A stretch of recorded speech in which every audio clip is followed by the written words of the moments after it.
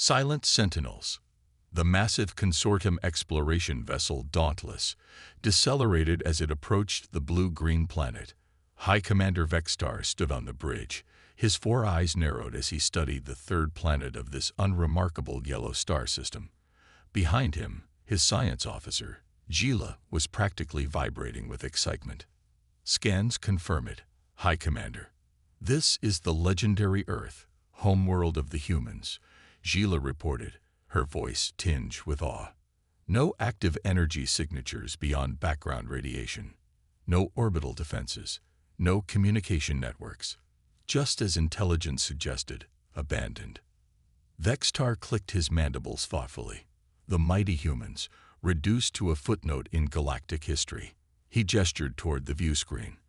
"And now their world is ours for the taking." The Galactic Consortium had been expanding rapidly, consuming resources from 1,000 worlds. When their long-range scouts discovered that Earth, the once feared fortress world of humanity, appeared abandoned, the High Council wasted no time dispatching a resource extraction fleet.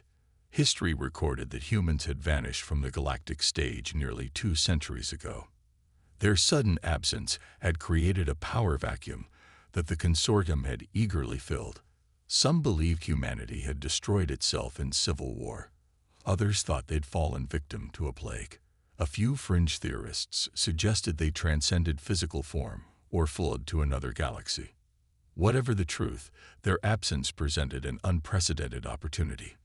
"Begin landing operations," Vextar ordered. "I want extraction teams in all major human settlement areas within 1 planetary rotation. Priority focus on their military installations and research facilities. Whatever technology they left behind belongs to the consortium now." Within hours, thousands of consortium workers descended upon Earth's surface. They found sprawling cities, eerily intact but devoid of human presence. Buildings stood as they had been left. Streets remained clear. Automated systems continued functioning at minimal levels. It was as if humanity had simply walked away one day, taking only what they could carry. Field Commander Krell led the primary expedition into what had once been called New York City. His team moved cautiously through the silent metropolis, scanners sweeping for valuable resources and salvageable technology. "It's strange," Krell muttered to his second-in-command. "No signs of warfare. No evidence of natural disaster or plague. The infrastructure is largely intact, just powered down and waiting." "Perhaps they evolved beyond the need for physical possessions," his lieutenant suggested. Krell snorted. "Humans?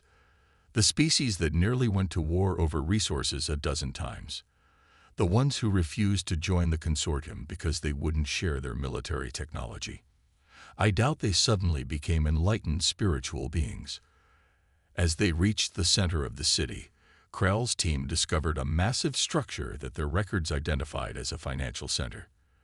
Within its vaults, they found something unexpected: detailed records and storage devices, seemingly left intentionally for whoever might follow.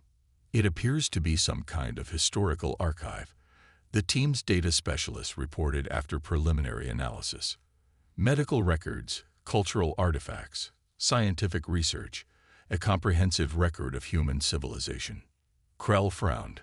Why would they leave this behind unless they knew they weren't coming back? The deeper the consortium forces delved into Earth's abandoned cities, the more unsettling questions arose. In what had once been Beijing, exploration teams discovered fully functional underground transportation networks. Beneath Moscow, they found vast storage facilities filled with preserved foodstuffs and supplies. Near Cairo, they uncovered automated manufacturing plants in standby mode. None of it made sense for a species that had abandoned their homeworld. It looked more like preparation than evacuation. On the 7th day of occupation, Field Commander Krell's team made the most significant discovery yet. Beneath the human settlement of Denver, they found a massive sealed doorway bearing military markings. It took their engineers nearly a full day to bypass the security systems. When the massive doors finally slid open, Krell and his security detail found themselves staring into an enormous underground complex. The facility stretched for kilometers in every direction, filled with row upon row of sleek, angular craft. "By the 7 moons," Krell whispered, his voice echoing in the cavernous space. "It's a warfleet." They hid an entire warfleet underground. The vessels showed no signs of decay or neglect. Their hulls gleamed under the emergency lighting that had activated when the doors opened, as if they had been serviced regularly, despite the absence of their creators. Before Krell could report this discovery to the Dauntless, a low hum filled the air.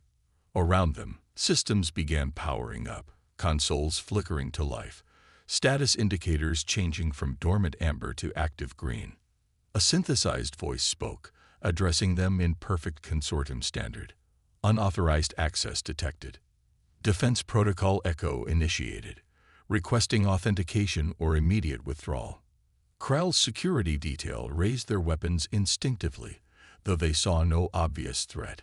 No robots, no drones, nothing physically confronting them. "Identify yourself," Krell demanded. "I am Guardian," the voice replied. "Geosensed Universal Autonomous Response Defense Intelligence and Autonomous Network. I oversee Earth's defensive systems in humanity's absence." "Where are the humans?" Krell asked. "What happened to them?" A pause. "That information is classified. You have 30 seconds to withdraw from this facility before countermeasures are deployed." Krell scoffed. "The consortium doesn't recognize the authority of abandoned security systems. This planet is unclaimed territory now." "Your assessment is incorrect," Guardian responded, its tone unchanged. "Earth remains sovereign human territory under Article 7 of the Solarian Compact." 15 seconds remaining. Krell signaled his team to fall back, but maintained his defiant stance. "We have a fleet in orbit and thousands of personnel on the surface. Whatever automated defenses remain can't possibly." The lights in the facility suddenly brightened to full intensity. Around them, the dormant warships began to power up in sequence, their engines igniting with a deep, resonating thrum that Krell could feel in his bones. "Final warning," Guardian announced. "All consortium forces must leave Earth immediately. Failure to comply will result in forced removal." High above, aboard the Dauntless, High Commander Vextar received Krell's frantic transmission, just as his tactical officer shouted an alert. "Commander, we're detecting massive energy signatures from the planet's surface. Multiple launch sites activating simultaneously." Vextar rushed to the view screen in time to witness a terrifying sight. Across Earth's surface, hidden silos were opening. Mountains themselves seemed to split apart as massive launch platforms emerged from concealment. From oceans, enormous shapes rose from the depths, water cascading from their armored hulls. "Impossible," Vextar breathed. "Sound general alarm. All ships, battle stations." But it was already too late. The first wave of Earth's automated defenses launched before the consortium fleet could organize. Sleek interceptors roared into the atmosphere, targeting the invaders with unerring precision. The consortium had come expecting to plunder an abandoned world. Instead, they found themselves facing the awakened fury of humanity's guardian systems, sentinels that had waited patiently for 2 centuries, ever vigilant, never truly dormant. Aboard the Dauntless, chaos erupted as the first human weapons struck. Advanced shield systems failed against technologies they weren't designed to counter. Hull breaches were reported on multiple decks. "This can't be happening." Vextar snarled as his mighty command ship shuddered under another impact. "Where are they controlling this from? Find the command center." "Sir," his communications officer called out, voice shaking. "We're receiving a transmission from deep space." The main view screen flickered, and an image appeared. A human face, female, her expression stern, but not hostile. "This is Admiral Helena Chen of the Earth Defense Command, currently aboard the human vessel Odyssey. Your presence on Earth constitutes an illegal invasion of sovereign territory. Our automated defense systems will continue to engage your forces until you withdraw." Vextar stared in disbelief. "Where have you been hiding?" "Our intelligence said humanity disappeared 2 centuries ago." The human's expression didn't change. "We never disappeared, High Commander. We simply stepped away for a while. And now we're coming home." As the transmission ended, Vextar's sensor officer reported with trembling voice, "Sir, we're detecting multiple objects decelerating from near light speed at the edge of the system. Large vessels, hundreds of them." The humans had returned, and they didn't look pleased to find visitors had made themselves at home in their absence. Reckoning. Admiral Helena Chen watched the tactical display aboard the Odyssey with grim satisfaction. Earth's automated defenses were performing exactly as designed, engaging the consortium invasion force with devastating efficiency. Now, with the vanguard of humanity's returning fleet decelerating into the solar system, the situation would soon be fully under control.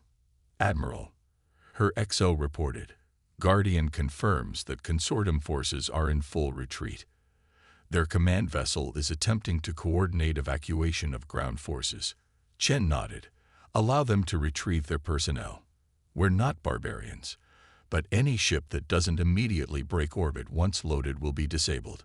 It had been 196 years since humanity executed what they called the Diaspora, a calculated strategic withdrawal from Earth. When it became clear that the emerging galactic consortium intended to systematically absorb or eliminate all potential rivals, humanity made the difficult decision to appear to abandon their homeworld while secretly dispersing throughout the stars. The massive sleeper ships of the Exodus fleet had carried billions to distant colonies, traveling at near light speed to minimize subjective time passage. Meanwhile, Earth was placed under the protection of Guardian, an advanced AI tasked with maintaining the planet until humanity's return. The plan had always been to return once they had established a position of strength, a network of colonies and manufacturing centers beyond the consortium's reach. What hadn't been expected was that another power would attempt to claim Earth in their absence. "Open a channel to the consortium command vessel," Chen ordered. When High Commander Vextar's face appeared on screen, his once proud demeanor had given way to barely concealed panic. "Admiral Chen," he acknowledged stiffly, "your automated defenses have made your position clear. We are withdrawing." "Before you go, Commander, I want to ensure there are no misunderstandings," Chen replied. "Humanity did not abandon Earth. We temporarily relocated our population while maintaining our sovereignty. Your invasion constitutes an act of war against the United Terran Alliance." Vextar's 4 eyes blinked rapidly, a sign of stress in his species. The consortium was led to believe Earth was unclaimed. "We had no intention of—" "Spare me," Chen interrupted. "Your intentions were clear from the moment your extraction teams began dismantling our cities, but we're willing to resolve this without further bloodshed." She leaned forward. "Return to your council with this message. Humanity is back, and we're reclaiming our place in galactic affairs. We don't seek conflict with the consortium, but we will defend what's ours. The United Terran Alliance is open to establishing diplomatic relations as equals, not as subjects." Vextar seemed to struggle with this new reality. The Council will not easily accept this development. They've grown accustomed to expansion without resistance. "Then they'll need to adjust their expectations," Chen replied flatly. "You have 6 hours to complete your evacuation. After that, any remaining consortium vessels will be considered hostile." As the transmission ended, Chen turned to her command staff. "Begin landing operations. It's time to go home." Within days, the first human settlement ships descended to Earth's surface. Teams of specialists worked alongside Guardian to restore infrastructure to full capacity. The underground facilities that had housed Earth's defensive fleet were now being opened, revealing not just weapons of war but preserved seeds, cultural treasures, and the technological heart of human civilization, all protected during humanity's long absence. For most returning humans, it was a homecoming to a world they knew only from historical records and virtual simulations. Their parents or grandparents had been the ones to leave. They were the generation born among the stars, raised on stories of a blue world that was their species' birthright. In what had once been Geneva, a new Terran Alliance headquarters was established. Representatives from the colony worlds gathered to formalize the political structure that would guide humanity's reemergence onto the galactic stage. Admiral Chen stood at the window of her new office, looking out at Lake Geneva and the mountains beyond. Earth was still beautiful, still vibrant, thanks to Guardian's caretaking and the carefully managed absence of human industrial activity. "Admiral," her aide announced, "the consortium diplomatic delegation has arrived." Chen smiled thinly. That had been quicker than expected. The consortium's leadership must have been badly shaken by the revelation of humanity's return and the demonstration of their technological capabilities. In the Grand Assembly Hall, representatives from over 200 human colony worlds faced a small delegation of consortium officials. At their head was not Vextar, but a higher-ranking dignitary, Supreme Arbiter Sol, a member of the consortium's ruling council. On behalf of the Galactic Consortium, Sol began, his translator converting his clicks and whistles into human standard. "I extend greetings to the United Terran Alliance. We regret the misunderstanding that led to recent hostilities." Admiral Chen, serving as Earth's representative until formal elections could be held, replied with measured words. "The consortium's actions went well beyond misunderstanding, Supreme Arbiter. But we're prepared to move forward constructively if you are." Sol's compound eyes fixed on her with an intensity that betrayed his unease. "The Council is curious about humanity's absence. Where have you been these 2 centuries?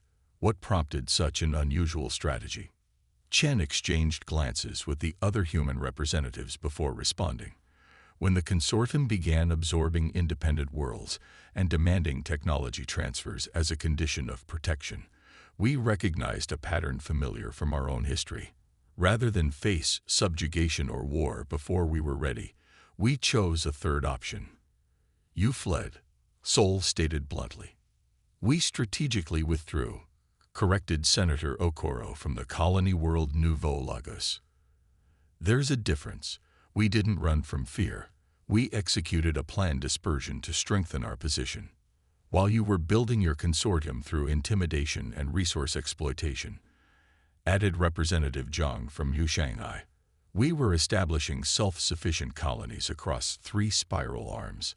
We were developing technologies without your observation or interference." Zol's posture stiffened. "The consortium brings order and stability to." "The consortium brings domination," Chen interrupted. "But that era is ending now. Humanity isn't interested in dismantling your political entity, but we won't be absorbed by it either. We're proposing a new arrangement, coexistence and cooperation between equals." The negotiations continued for days, eventually resulting in the Treaty of Geneva, the first agreement between the Galactic Consortium and the United Terran Alliance that acknowledged humanity as an independent galactic power rather than a potential subject race. As the consortium delegation departed Earth, Admiral Chen stood with her senior staff watching their ships ascend into the evening sky. "They'll be back," her intelligence director noted grimly. "This treaty is just a delaying tactic while they reassess." "Of course," Chen agreed. "But we've changed the equation permanently. They now know that humanity isn't just another species to be added to their collection. We're a force to be reckoned with." She turned to look at the reconstructed skyline of Geneva, where lights were beginning to twinkle as dusk fell. All across the planet, humanity was reclaiming their ancestral home, rediscovering the world they had temporarily sacrificed to secure their future. "The diaspora served its purpose," Chen said quietly. "We left as a vulnerable single-planet species. We've returned as an interstellar civilization with the technology and resources to stand our ground. In the centuries to come, the return of humanity would be recognized as the beginning of a new galactic era, one where the consortium's unchallenged dominance gave way to a more balanced distribution of power. The sleeper ships that had carried humanity to distant stars had given them time and space to develop on their own terms, free from external pressures and influences. Earth, once thought abandoned, now stood as the symbolic heart of human space, a testament to their species' foresight, patience, and determination. The automated guardians that had kept silent watch over humanity's cradle had performed their duty perfectly, preserving their homeworld until its children returned from the stars. And throughout known space, a message spread rapidly. Humanity had never truly left. They had simply been preparing. And now, they were back.